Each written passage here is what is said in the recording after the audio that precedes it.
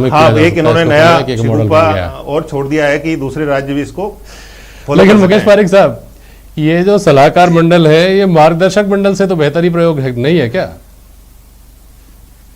नहीं, सलाहकार कैसे बेहतर हो सकता है इसका आप जिस नहीं, सलाहकार बेहतर हो सकता है, नहीं हो सकता है नहीं कह रहा मैं ये कह रहा हूं कि एडजस्ट करने के लिए अगर मार्गदर्शक मंडल बनाया जा सकता है तो सलाहकार मंडल में क्या बुराई है? एक इनकी हमारे की पहली सरकार में भी सलाहकार रहे हैं विश्वेंद्र सिंह। हमारे ऐसी कोई स्थिति नहीं आई थी, हमारे कोई ऐसी स्थिति परिस्थितियां नहीं बनी थी कि लोगों को संतुष्ट करना हो। ये तो सिर्फ और सिर्फ नजर आ रहा है कि इतने लंबे समय से जिस प्रकार से, और अब जो बयान आ रहे हैं, देखिए जेपी जी, महत्वपूर्ण ये है कि जो जिस प्रकार से ये मंत्रिमंडल का विस्तार होते ही जिस प्रकार से ये बयान आना शुरू हुआ, अभी देखिए प्रारंभ है, शुरुआत है। वास्तविकता ये है कि कांग्रेस अपने लोगों के, हम जो कहते हैं चलिए ये उसको आरोप मानते हैं, लेकिन आपके जो लगाते हैं उसको तो सत्य मानिए। भरत सिंह ने इतनी बार कहा, प्रमोद जैन भाया के ऊपर आरोप लगाए, उन्होंने कहा मैं साबित कर सकता हूं, साबित भी किए उन्होंने, बताया भी, लेकिन कुछ नहीं हुआ।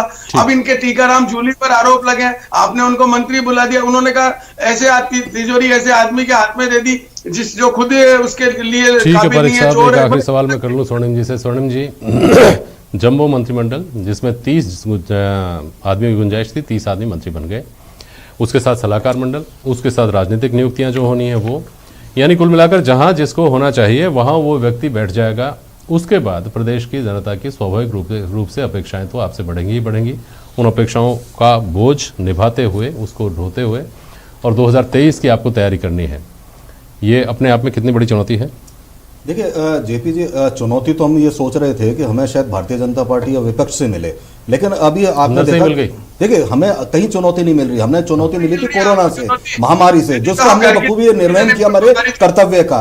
और जहां तक भारतीय जनता पार्टी के लोग कह रहे हैं, तो मैं आपको एक बात स्पष्ट कर दूं, हमारे कांग्रेस के सारे कार्यकर्ता, नेता, वरिष्ठ नेता सब हमारी सरकार से संतुष्ट हैं, जनता हमसे संतुष्ट है। बस अगर कोई असंतुष्ट है तो भारतीय जनता पार्टी के नेता हैं, वो उनको हम संतुष्ट नहीं कर सकते। निश्चित रूप से 2023 की जो जिम्मेदारी है वो हमें चुनाव जीतने की जिम्मेदारी हमने ली है, और हम इसमें अब तक जो होता आता था, सरकारें बदल जाती थी 5 साल बाद, इस तथ्य को बदलेंगे। और जिस प्रकार से हम कार्य कर रहे हैं, हम बिल्कुल कोई कसर नहीं छोड़ेंगे, हमारे मंत्री नहीं छोड़ेंगे, हमारा संगठन नहीं छोड़ेगा। ठीक है स्वर्णिम जी, शुभकामनाएं आपको, शुभकामनाएं मुकेश पारिक जी को भी। बहुत शुक्रिया आप सभी का आज प्राइम डिबेट में शामिल होने के लिए। आज के लिए बस इतना ही, नमस्कार।